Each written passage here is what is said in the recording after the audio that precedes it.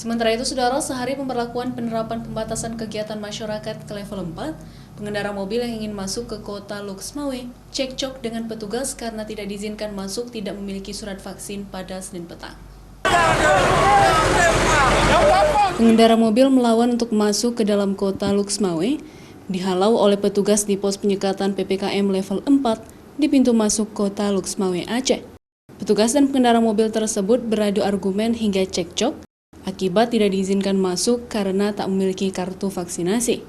Kerumunan warga dan pengendara pun terjadi untuk menyaksikan cekcok pengendara dan juga petugas di pintu masuk kota Loksmawe.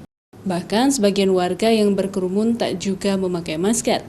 Dampak dari kejadian tersebut, warga yang berada di lokasi tidak diizinkan masuk karena tidak memiliki surat vaksin pun ikut mendukung pengendara mobil tersebut dan juga membantu memindahkan pagar pembatas agar bisa masuk ke kota Loksmawe. Pasca cekcok yang terjadi menjelang malam tersebut, petugas pun kewalahan dan semua pengendara bebas masuk tanpa pemeriksaan dan surat vaksinasi.